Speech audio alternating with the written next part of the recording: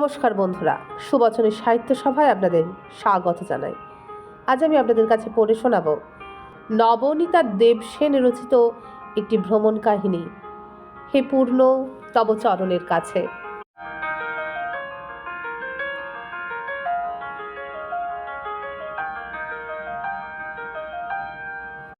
প্রথম পর্ব, মুখবন্ধ। যেখানে অদ্ভুত বৃক্ষ দেখিতে সুচারু, যাহা চাই তাহা পাই, নাম কল্পতরু। কল্পতরু কি আর আমরা চিনি? ধরুন, একদিন আপনি খুব মনে দুঃখ করে ভাবলেন, আহা, এ জন্মে তাহলে আর উত্তরাখণ্ড ঘোরা হবে না। অমনি আপনার সামনে সাদা ধবধবে নতুন গাড়ি এসে থামল। জানলায় জানলায় নীল পর্দা, ঝকঝকে উর্দি পরা ড্রাইভার নেমে বলল, সেলাম বেবিজি, গাড়ি হাজির। আপনি অবাক। কিসের গাড়ি? কার গাড়ি? যে আপকে লিয়ে চারধাম জানা হ্যাঁ না? আপনি তখন চোখ বুঝে মনে মনে বললেন, ঋষিকেশ। অমনি বো করে গাড়ি ছুটল মিরাট, রুড়কি, হরদুয়ার হয়ে ঋষিকেশ। যেন ঋষিকেশ নয়, শুন্ডি রাজ্য। ভূতের রাজার বর, কিন্তু দুঃখীরা সত্যি সত্যি পায়। গুপি গাইনের গল্পটা একদম মিথ্যে নয়। মনের দুঃখে বনে গিয়ে আপনি যখন বলছিলেন উত্তরাখণ্ড যাত্রা আমার আর হলো না, তখন সেই গাছটায় যে কল্পতরু বৃক্ষ ছিল তা কি আর আপনি জানতেন? জানতেন না তো, এখন জানলেন। জগতে মানুষের ইচ্ছা পূরণ যে এমন করেও হয় তা কে জানতো? আজ আপনাদের যে রূপকথার গল্পটা বলবো তার এক কণাও আপনারা বিশ্বাস করবেন না। আপনারা কেন, আমার নিজেরই তো বিশ্বাস হচ্ছিল না, এখনও যেন বিশ্বাস হয় না যতবার ভাবি। সুরত সিং, জগৎ সিং, মিস্টার মিটার, শিব খ্রিস্টানন্দ, মেসমশাই, সবই যেন স্বপ্নের মতন, অথচ অলিক মনে হয়। আমার জীবনটাই যে স্বপ্ন আর দুঃস্বপ্ন সাজিয়ে করা। ছেলেবেলাতে মা বলেছিলেন, খুব মন দিয়ে যদি কিছু চাওয়া যায়, ঈশ্বর সেই ইচ্ছে ঠিক পূর্ণ করেন। কিন্তু সেই জন্যেই ঈশ্বরকে এটা ওটা চেয়ে বিরক্ত করতে নেই। আমাদের ধর্মে বড্ডই ভিখিরিপনা, কেবল দাও দাও, দেহি দেহি। সংস্কৃত মন্ত্রেও রূপং দেহি, যশং দেহি, জয়ং দেহি। আবার বাংলা পাঁচালিত, পুরুষ মানুষও চেয়ে কুল কিনারা পাচ্ছে না, মেয়ে মানুষও তাই। পুরুষ বলছে, দিশৌ জেহি, তুমিই আমার শত্রুকে মেরে দাও। নারী বলছে, শিবের মতন স্বামী দাও, সভা উজ্জ্বল জামাই দাও, আমার সন্তান যেন থাকে দুধে ভাতে। কি নির্লজ্জ ধর্ম রে বাবা! 15-16 বছর বয়সে হঠাৎ আবিষ্কার করলুম ঈশ্বরের কিছুই কিছু চাইব, ভক্তিই তো নেই। ঈশ্বরই আছেন কি নেই সেইটি নিয়েও মনে মনে নতুন প্রশ্ন। বড়ই মুশকিল হলো। তারপর থেকে ঈশ্বরের কাছে একটাই প্রধান চাইবার জিনিস, মশাই হে, যদি থাকো তবে সেটা বুঝিয়ে দাও, টের পাইয়ে দাও, অর্থাৎ কিনা পূর্ণা ভক্তি দাও, পূর্ণ বিশ্বাস দাও। এই ত্রিশঙ্কু অবস্থা বড় কষ্টের। ওদিকে দেখতে পাই ঈশ্বরের সব স্পয়েলড চাইল্ড চারদিকে খেলা করে বেড়াচ্ছে। তারা ভগবানের খায়, ভগবানের পরে আবার ভগবানেরই দাঁড়িয়েও প্রায়। আমার এরকম কয়েকজন হাইলি সাকসেসফুল, রূপে গুণে ধনে মানে জগৎ বিখ্যাত বন্ধু বান্ধব আছেন, যাদের জীবন ঈশ্বরের অসীম করুণার ছবি স্পষ্ট করে, এবং যারা ঈশ্বরে বিশ্বাস করেন না তারা ঘোরতর নাস্তিক, কেউ সুবুদ্ধিতে, কেউ বা গুরুর আদেশে, অর্থাৎ রাজনীতির কল্যাণে। তারা যা কিছু পেয়েছেন সবই তাদের নিজ গুণে প্রাপ্ত বলে তাদের বিশ্বাস। ভগবান তাদের ছপ্পর ফুঁড়ে সবই দিয়েছেন, কেবল নিজেকে দেননি। জীবনে কখনো তাদের এতটুকু টক্করও লাগতে দেননি যাতে হঠাৎ ছিটকে এসে তাঁর পায়ে না পড়ে। তার বদলে দিয়েছেন কি? দর্পিত নাস্তিকের আত্মাহীন আত্মবিশ্বাস। আর আমার মতো স্পয়েলড চাইল্ডও আছে, অনবরত অনার্জিত সৌভাগ্যে যার জীবন উপচে পড়ছে, আর সবসময় বুকের মধ্যে কে যেন সাবধান করছে, এইসব কিছু তোর নয়, এ হলো পরের ধনে পোদ্দারি। তুমি বাপু মনে করো না এসব নিজ গুণে অর্জন করেছ, যা পাচ্ছ সবই তিনি দিচ্ছেন বলেই চিরকৃতজ্ঞ, চিরকৃতার্থ থাকা উচিত। এর বদলে কি করছো তুমি হে, যে এত এত পাবে? এই যে বৃষ্টির গন্ধ, এই যে হঠাৎ চোখের সামনে রংচটা শুকনো গাছপালাগুলো ভিজে গিয়ে কাঁচা সবুজ রঙের হয়ে গেল, যেন হাত দিলেই পাতা থেকে হাতে কাঁচা রং উঠে আসবে। এই যে পালুস্করের চলমন, এই যে আমির খানের মালকোষ, এসব ম্যাজিক তোমার প্রাপ্য নাকি? মনে রেখো, মনে রেখো। আর শুধু কি তাই, ভক্তি দাও ভক্তি দাও করে চেঁচানোর ফলেই বোধ হয় হ্যাঁচকা টানে এনে পায়ের ওপর ফেলেছেন। হে ঈশ্বর রক্ষা করো বলা ছাড়া তখন আর পথ ছিল না, আর ঈশ্বরেরও তাই আশ্রয় না দিয়ে উপায় ছিল না। সেই নিশ্চিত আশ্রয়টাও বসে বসেও মাঝে মাঝে সব গোলমাল হয়ে যায়। আবার খোঁচাই, আবার বলি, কি হে এখনো আছো না নেই? আর তো পারছি না, থাকো যদি তবে একবার দেখিয়ে দাও। অন্তরালবর্তী তিতিবিরক্ত হয়ে মাঝে মাঝে বলেই বসেন, তবে দেখ বেটি, দেখে নে। আর তখনই শুরু হয় আমার সফল স্বপ্নের দিন।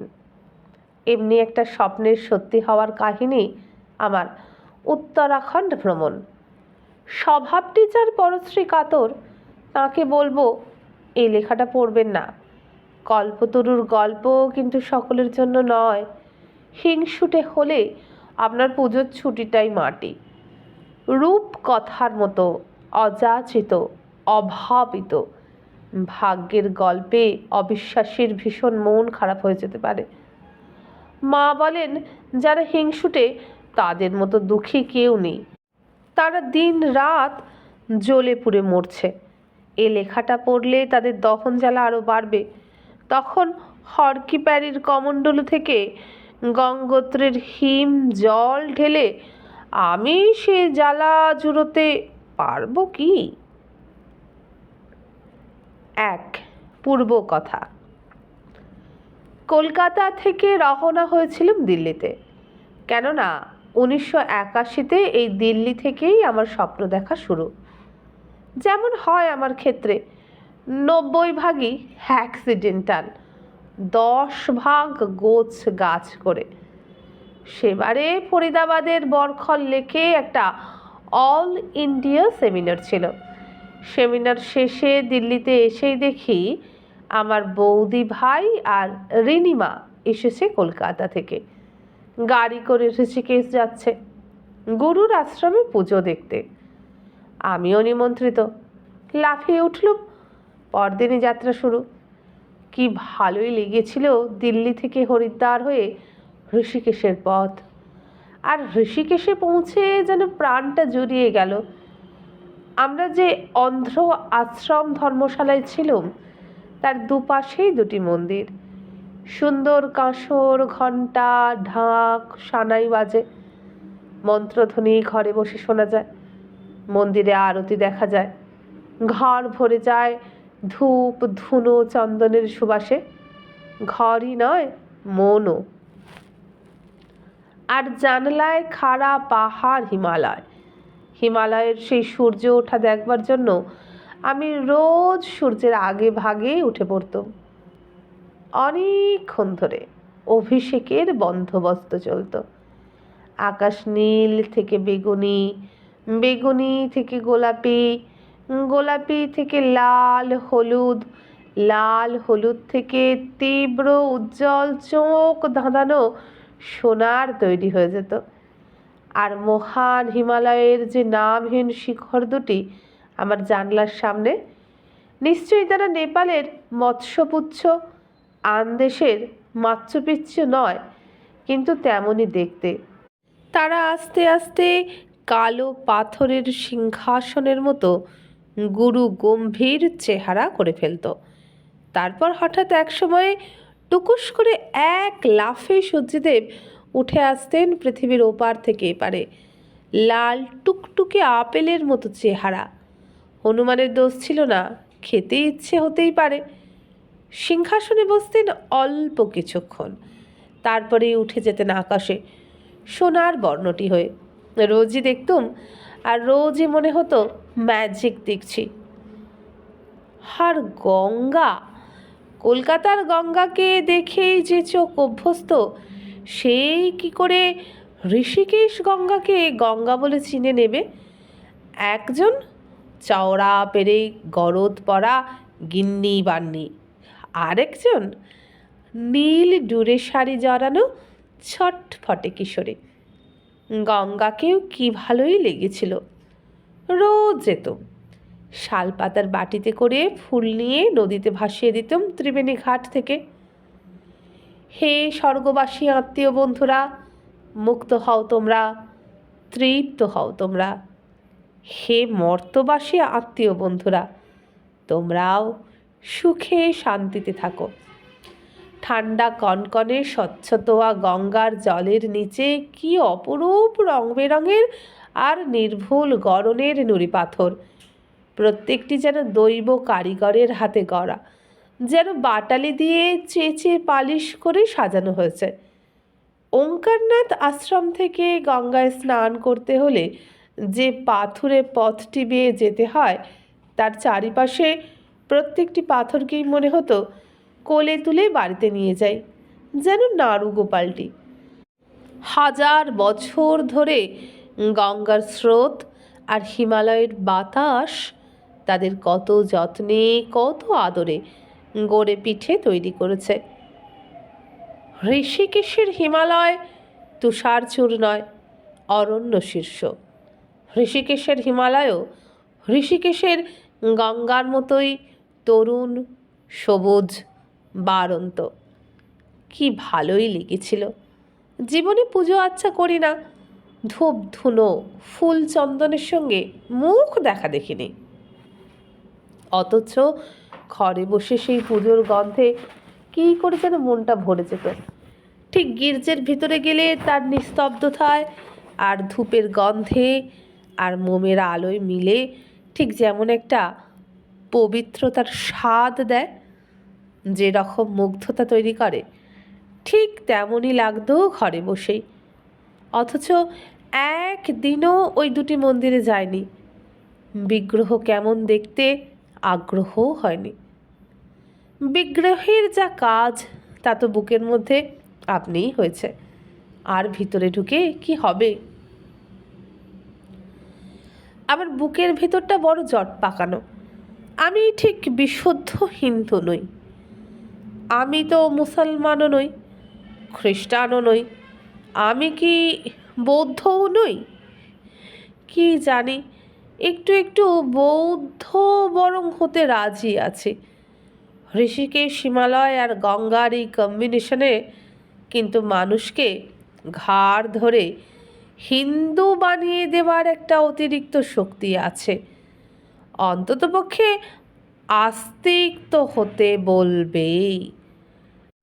এখানকার আকাশ বাতাসে বলছে অস্তি অস্তি, তুমি একা একা নাস্তি, নাস্তি বললে কি হবে, শুনছে কে? 2, নাম, শুধু নাম। সে ঋষিকেশে গিয়েই পথের বাঁকে বাঁকে প্রবল সব লোভনীয় নামের পাল্লায় পড়ে গেলুম। আহা, এত সব সুন্দর সুন্দর নামের জায়গাও আছে পৃথিবীতে। এই আমার নিজের দেশে দেবপ্রয়াগ এত মাইল, রুদ্রপ্রয়াগ এত মাইল, শ্রীনগর এত, উত্তরকাশী, গুপ্তকাশী, পিপ্পলকোটি, যোশীমঠ, নন্দপ্রয়াগ, কর্ণপ্রয়াগ, সোনপ্রয়াগ, কত দেশ, কত চমৎকার সব রূপকথার মতো নাম। কেদার বদ্রী যেতে হলে এসব জায়গা পথে পড়ে। এমনিতে নাকি এসব জায়গায় কেউ যায় না। এসব সুন্দর নামের জায়গাগুলিতে যাব বলেই আমি ঠিক করলুম কেদার বদ্রেই যেতে হবে, নইলে তো আর এতগুলো প্রয়াগ দেখা হবে না। ঋষিকেশে জিজ্ঞেস করে জানলুম অসামান্য কাণ্ড, সব পৌরাণিক নদ নদীরা এখানে ঠেসাঠেসি করে নামছেন। কোথাও মন্দাকিনী নদীর সঙ্গে অলকানন্দার দেখা হচ্ছে, কোথাও হনুমান গঙ্গার সঙ্গে যমুনার। কিন্তু বৌদি রিনিমাকে রাজি করানো গেল না কেদার বদ্রীর পথে বেরিয়ে পড়তে। জামা কাপড়, বিছানাপত্তর, টাকা কড়ি কিছুই সঙ্গে নেই। পাগলামি তো করলেই হলো না। আমার সঙ্গে কিছু টাকা ছিল, আমি একাই বাসে করে বেরিয়ে পড়ব ঠিক করলুম। তখন পুজোর ছুটি, এমন সুযোগ আর হবে না। বাসের খোঁজ খবর নিলাম ঋষিকেশ গাড়োয়াল মণ্ডল বিকাশ নিগম সংস্থায়, আর হরিদ্বারে গিয়ে উত্তরপ্রদেশ ট্যুরিজম ডেভেলপমেন্ট অফিসে। রেনিমাটা ভারী দুষ্টু। তুমি যাবে বাসে করে? তাহলেই হয়েছে দিদি। ওই দেখো, বাসের জানলার নিচে বাসের গা ভর্তি সাদা সাদা, ওগুলো কি? ওই স্ট্রাইপস। কি রে রিনিমা? বমি, শুকনো বমির দাগ। বাসশুদ্ধ সবাই বমি করতে করতে যাবে, তুমি না পারবে থামতে, না পারবে নামতে, সেটা ভালো হবে? 1 মিনিটেই আমার যাবার মত্ত উৎসাহে ঠান্ডা পানি। না বাপু, বমি করতে করতে যেতেও পারবো না, বমি করা দেখতে দেখতেও যেতে পারবো না। ট্যাক্সির খরচ কত? একবার কাশী টু কুম্ভ ট্যাক্সিতে গিয়ে খুব স্মার্ট হয়ে গেছে। অন্তত ট্যাক্সি ভাবতে অসুবিধা হয় না, কার্যত ভাড়া করতে হবে। ইউপি ট্যুরিজমের ট্যাক্সি, হরিদ্বার কেদার বদ্রী হরিদ্বার, 4 দিনে 2500 টাকা। থাকা খাওয়ার ব্যবস্থা ট্যাক্সিওয়ালাই করে দেবে, বিছানাপত্রও জোগাড় করে দেবে। ঋষিকেশ থেকে ট্যাক্সি নিলে 500 বাঁচছে। ট্যাক্সিতে আর 2-1জনকে নিলে ভাড়াটা ভাগাভাগি করেও নেওয়া যায়। আমি তক্ষুনি ঠ্যাং তুলে রাজি। 2 বউ যে কী শত্রুতাই করছিল সেবার। বৌদি বললে, না মশাই, আমি তোমাকে একা একা ট্যাক্সিতে করে অজানা অচেনা লোকদের সঙ্গে কেদার বদ্রী যেতে দিতে মোটেও রাজি নই। ও পুজোয় বরং আমরা 3 জনে মিলে আবার আসবো কেদার বদ্রীতে। হলো না, বৌদির মনের মতো সঙ্গী জুটল না। চেনা সঙ্গী না হলে বৌদি ছাড়বে না। চেনা যাদের সঙ্গে দেখা হলো তারা সবাই বাসে যাচ্ছেন, ট্যাক্সির খরচ অনেক বেশি। হলো না, হলো না, হলো না, হলো না। মনের মধ্যে কেবল এই শব্দ শুনতে শুনতেই দিল্লি ফিরলুম। ফিরে বুঝলুম এতটা ভালোই হয়েছে যায়নি। বাড়িতে আমার অনুপস্থিতির দীর্ঘায়িত হওয়া ঈশ্বরের অভিপ্রেত ছিল না। নানান বিপদ আপদ গিয়েছিল আমি যখন ছিলাম না। তীর্থের ব্যাপারে কথায় বলে, না টানলে হয় না। 3, গাইড বহি। এর আগে কেদার বদ্রীতে যাওয়ার কোনো ইচ্ছে একবারও অনুভব করিনি। যদিও ইচ্ছে হয়েছে বৈষ্ণোদেবী যাবার, জ্বালামুখী দর্শন করবার। এইসব জায়গা শুধুমাত্র দুর্গম বলেই যেতে শখ হয়েছে, ধর্মীয় কারণে নয়। কিন্তু কেদারনাথে বদ্রীনাথে অনেক দিনই যাত্রাপথ সুগম হয়েছে, কত রকম স্পেশাল ছুটছে কত ধরনের যাত্রীদের পিঠে বেঁধে, তাই আমার উৎসাহ জাগেনি। এবারে ঋষিকেশে গিয়ে এই একটা প্রবল ঝোঁক এলো, একটা জেদ, যা বই। ফেরার পথে হরিদ্বার আর কনখল থেকে দু একটা বইপত্রও কিনে ফেললাম। সবচেয়ে জরুরি বইটি লাল মলাটের সামনে বদ্রীনাথের মন্দিরের ছবি, তাতে স্পষ্ট বাংলায় লেখা, শ্রী চার ধাম যাত্রা और महात्म শ্রী বদ্রীনাথ কেদারনাথ গঙ্গোত্রী যমুনোত্রী। এত সুন্দর নামকরণ যে বইয়ের, সে বই কি না কিনে থাকতে পারা যায়? কলকাতায় এসে সেই বইটি হলো আমার প্রধান অনুপ্রেরণা। তাতে একটি অপরূপ ম্যাপে ভগীরথ ও শিবের ছবি সমেত মানস যাত্রার মার্গ দেখানো আছে। গাইড বহি কিনা যাত্রার সব খরচ খরচা দেওয়া আছে, প্রস্তুতি, থাকা, খাওয়া, ডান্ডি কান্ডি ঘোড়া কুলি সমেত। খাওয়া খরচ জনপ্রতি প্রতিদিন 1 টাকা হইতে 2 টাকা পড়িয়া যায়। তবে গরিব যাত্রীরা খাওয়া দাওয়া জামা কাপড় কেনা সব করিয়া 65 থেকে 100-র মধ্যে বদ্রীনাথ যাত্রা সমাপন করিতে পারে। গাড়ি ঘোড়ার ভাড়া 50 পয়সা প্রতি মাইল, তবে বিশেষ পাওয়া যায় না। কুলিদের মজুরি ছাড়া প্রত্যহ 2 পয়সা ছোলা খাইতে দিতে হয়। এই গাইড বহি পাঠরত কেউ যদি ভক্তিবহরে 2 পয়সার ছোলা নিয়ে একজন কুলির কাছাকাছিও যান, তাহলে কি হবে তাঁর আমি ভাবতেও ভয় পাচ্ছি। খাওয়ার খরচ এখনও ওখানে সস্তায়, দিনে 10 থেকে 15 টাকার মতো। ঘোড়া মাইল প্রতি 8 আনা ছিল, এখন 14 কিলোমিটারে 50 টাকা। হিসেবটা আপনি কষে নিন। যাই হোক, ওতে কেদারনাথের স্তোত্র আছে, বদ্রীনাথের মাহাত্ম্য বর্ণনা আছে, 4 ধামের মহিমা গাথা আছে, আর আছে কিছু অসামান্য বক্তব্য, যেমন এই 3টি। 1. মানবের মনই মানবকে বন্ধনে জড়িত বা বন্ধন মুক্ত করে। 2. নিশ্চিন্ত ও নির্দ্বন্দ্ব মনে তন্ময় হইয়া আস্তিকতার সহিত সমস্ত ভুলিয়া নিজে প্রসন্ন থাকিয়া এবং অপর যাত্রীদের প্রসন্ন করিয়া পথ চলিতে হয়। সেই সব যাত্রী যাত্রার বাস্তবিক আনন্দ উপভোগ করিতে পারেন। উত্তরাখণ্ডের অদ্ভুত যাত্রা মাহাত্ম্য আজও রহিয়া গিয়াছে। অন্যান্য তীর্থস্থানে মাহাত্ম্য ও রেলগাড়ির অপহরণ করিয়া লইয়াছে। ইংরেজি বাংলা আরও কিছু বই কেনা হলো। পরের বছর পুজোর ছুটি পেরিয়ে গেল, যাত্রা হলো না। কলকাতায় ফিরে অবধি চেষ্টা করছি সঙ্গী সংগ্রহের, যাতে ট্যাক্সি ভ্রমণ নিরাপদে এবং কম খরচে হয়। তা আমি একা চেষ্টা করলে কি হবে? কেদারনাথ বদ্রীনাথের পক্ষে কোনো চেষ্টাই ছিল না, অতএব সঙ্গী আর জোটে না। বৌদি রিনিমা আর যাবার নামও করে না, অথচ স্বয়ং ঋষিকেশকে আমি কথা দিয়ে এসেছি, বলেছি ঠিক আসবো, আবার আসবো, দেখা হবেই।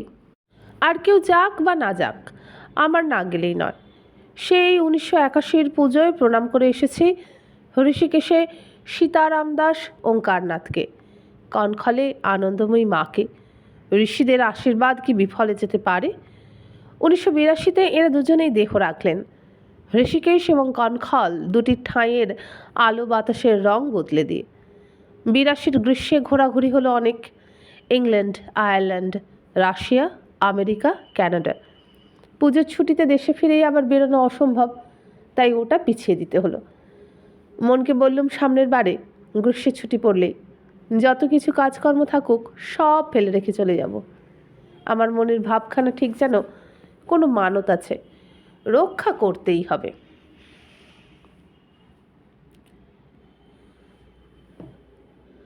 4. চলো দিল্লি পুকারে। যেহেতু সেবার দিল্লি থেকে গিয়েছিলাম, সেই জন্যেই এবারও সোজা দিল্লি গিয়ে হাজির হব ঠিক করলাম। ট্যাক্সি ভাড়া করে যখন যাবই তখন যে কজনকে পারি তাতে ভরে নিই। এই ভেবে শেষ মুহূর্তে মা সঙ্গে দিয়ে দিলেন পিকোলোকে, আমার বড় মেয়ে, যার পার্ট 1 পরীক্ষা 1 মাস পরেই। আর একা একা স্ত্রী জাতির 2জন ট্যাক্সি করে হিমালয়ের নির্জন বাঁকে বাঁকে ঘুরে বেড়াবে, এটা সইতে না পেরে দীপঙ্কর শেষতম মুহূর্তে বেলা 5টার সময় জোকা থেকে রঞ্জনকে তুলে নিয়ে এলো। রঞ্জনের জন্য নিজের জামা কাপড় দিয়ে একটা ব্যাগ গুছিয়ে দিল দীপঙ্কর।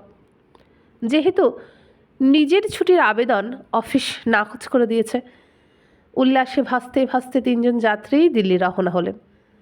চেকার এলেন যখন ট্রেন চলতে শুরু করেছে, তখন খেয়াল হলো টিকিট, ওদের টিকিটই নেই তো। টিকিট আছে তো কেবল আমার, আমি তো একলাই যাচ্ছিলাম। যথারীতি সমস্ত আত্মীয় পরিজনই আপত্তি করেছিলেন, এ কি তোমার কুম্ভ মেলা যে 1 রাত্রির 2 রাত্রিরে এই হয়ে গেল? এ অনেক দিনের ব্যাপার, অসুখ বিসুখ করলে। বয়স তো রোজ রোজ কমে যাচ্ছে না, তারপরে আরও 7টা বছর গেছে। হেপো রুগীদের পাহাড়ে চড়া কি উচিত? হ্যাঁ রে, তোর সেই হার্টের ব্যথাটা ওসব কবেই সেরে গেছে। এখন হার্টে ব্যথা লাগেও না, করেও না। তাছাড়া একা তো ঠিক যাচ্ছি না। তবে যে শুনলাম বাড়ির কেউ যাচ্ছে না। বাড়ির কেউ যাচ্ছে না বটে, তবে আরও অনেকেই আছে। কারা? ওই যারা কুম্ভ মেলায় গিয়েছিল না, তারাই যাচ্ছে। তবু ভালো, আপদে বিপদে ওরা তোকে দেখবে। আমাদের জন্য গঙ্গোত্রীর জল তুলে আনতে ভুলিসনি কিন্তু। আর সব জায়গা থেকেই প্রসাদ নিবি। তুই যেমন হয়তো কিছুই আনবি না। যাক, যে কোনো একটা ব্যাখ্যা দিয়ে খুশি করে দিয়েছি মাসি পিসিদের। কুম্ভে কারা গিয়েছিল? সারা ভারতবর্ষের মানুষ। তারাই তো যাবে কেদারনাথে, বদ্রীনাথে।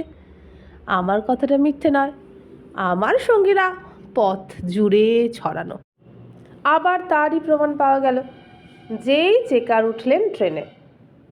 আমাদের অমনি খেয়াল হলো, এই রে, ওদের টিকিটই কাটা হয়নি।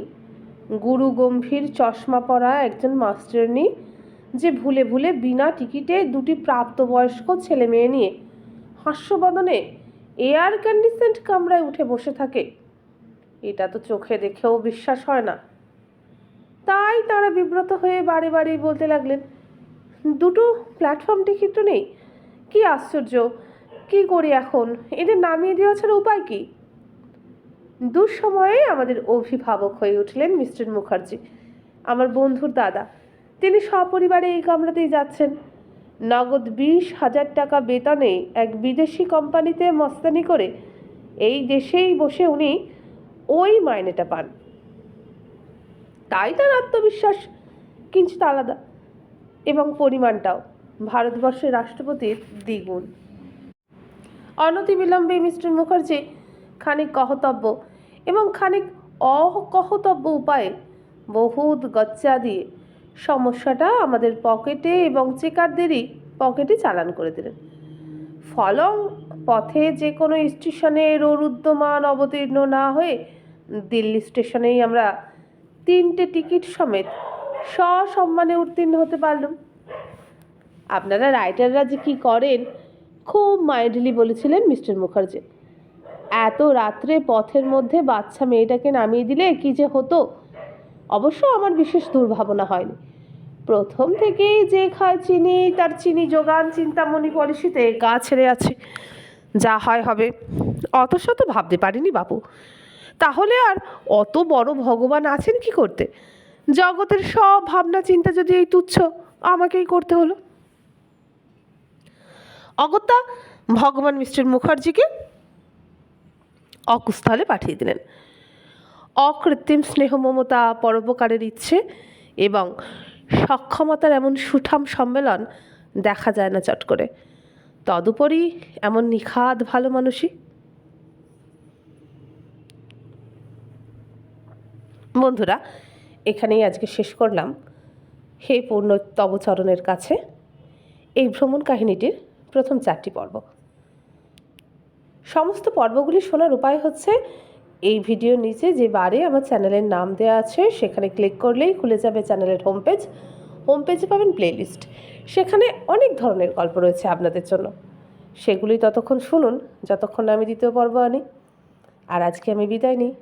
নমস্কার।